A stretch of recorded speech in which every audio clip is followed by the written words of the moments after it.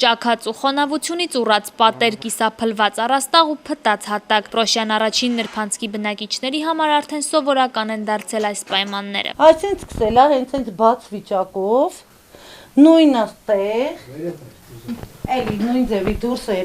երևում է, տեղել ես արդեն վախենում եմ կանգնել, որտեղ կարող է նկուղիչ դեմ արդեն։ 8-ամյա Անգելինան արդեն անգիր գիտի տան բոլոր վտանգավոր տեղերը, հյուրերին էլ զգուշացնում է, ճաքած առաստաղից հեռու մնացեք։ Ոստեղանի մի քիչ ես կմալին, լամպոչկայից վախենում եմ, որովհետև այս ճակը կարող է անգնի գլխիս։ 3 տարի առաջ նորոգած տան այսպիսի վիճակի պատճառը ջրատար խողովակներն են, երբ Երևան ջուրընկերությունը ասել է, թե պատասխանատու չէ այդ հարցում տիկին Լուսյան հարևանների հետ քանդել է եւ գտել խողովակի վնասված մասը։ Ամեն տարի ինքը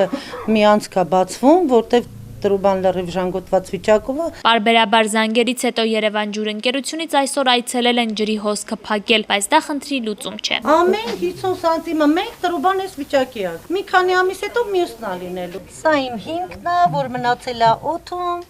Քարերը բարձր են, որովհետև փոքրիկ կալունա կա ցեմենտի ծառը, դա է պահում։ Բայց եթե այդ կալունան չլիներ, արդեն պատը առաջ կգար։ Հիմա այսպես որ ձեռքս ներս եմ մտցնում, միջև տուն է գնում։ Ջուրն արդեն լցվել է տան նկուղը առանց ռեզինե երկարաճիտ կոշիկների այստեղ մտնելն անհնար է։ Նկուղն ամբողջությամբ փտել է։ Ջրի հոսքը ըստ թղամասի բնակիչների կկանգնի միայն այն դեպքում, երբ վնասված խողովակները փոխեն, իսկ նպաստով ապրող ընտանիքը չգիտի, թե ինչպես է վերանորոգելու իր արդեն կիսաքանդ տունը։